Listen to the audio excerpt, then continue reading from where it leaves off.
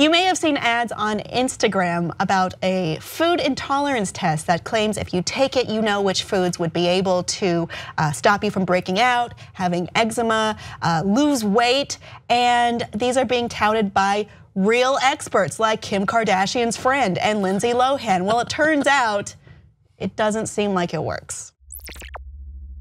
So these are called a pinner test, and each test is almost $500, and they claim to have sold nearly 1 million. But some former employees have come out and told BuzzFeed News some of the secrets of the company, namely that there isn't, well, I mean, they didn't need to say it, but scientists have said there isn't a lot of real science backing these claims. Usually when you find out if you have a food allergy or food intolerance, it does involve an extensive medical test process, not a simple, I think it's saliva for this. Yeah, and also usually it's something where you have to remove something from your diet for at least 2 weeks and then reintroduce it.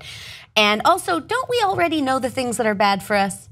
Do we need a list? Like, hey, you know what it would be good if I didn't eat chocolate.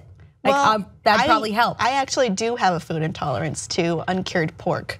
I do with fish, all fish, not just shellfish. What this test is able to use, what it tests on is actually antibodies, but you can't tell if you have a food intolerance based on antibodies. In fact, it'll just say what you ate recently, which is curious because according to some of the former employees of Pinner Test, is that they would not allow anyone to take the test twice. Which means perhaps you would have gotten a different result the second time depending on your diet prior to taking the test.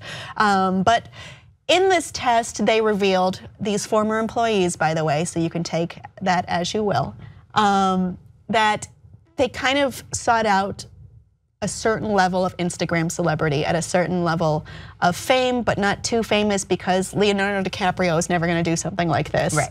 Beyonce is never gonna do something like this, but they want someone who still has a lot of reach. So according to them, they paid, for instance, Kim Kardashian's friend, Jonathan Chebin, who I may have mispronounced, and I'm sorry, but I'm not that sorry, AKA Food God, who was paid around $5,000 allegedly to do this, and then they said that he posted his results without ever actually taking the test, according to them. Yeah. And he's since deleted this, so has Lindsay Lohan. She has also deleted hers.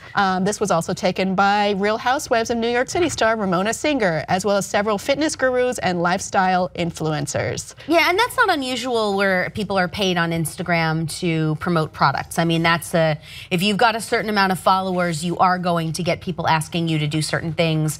Hey, can you use this mascara? Can you wear this shirt? But when it comes to something like this with a test, I think there are rules on Instagram where you have to say that you have to write that this was given to you, and that didn't happen for a lot of these, and it doesn't happen still for many ads. It's not really regulated. No, it should be. Yeah, it is a rule, but it's not regulated, or even enforced if you're not taking the test at all and then saying, hey, changing my diet based on this test really changed my life. So, I mean, I don't think I need to say you should be dubious about such claims from non-experts on Instagram that they're being paid, but scientists have pretty much said there isn't really a way that this would work based on judging antibodies versus food intolerance, at least. There is another way to check food intolerance. That's not it. According to Alessio Fasano, a pediatric gastroenterologist at Harvard Medical School, if this test had any value, we will see literature that would be published to prove this test could be really useful, but honestly, I haven't seen anything like this so far. In the literature, in practice, I don't see it. So it seems like the science isn't there. The research isn't there, at least in a scientific aspect in journals with peers. It doesn't seem like it would work. Maybe don't get your medical advice from Instagram. Yeah, that's true. So if it seems too good to be true, if there is no data to back it up, I would not spend $490, but that's just me personally. Audience, have you ever felt tempted to buy something based off what you saw on Instagram? Please let us know below, and please like and subscribe for more.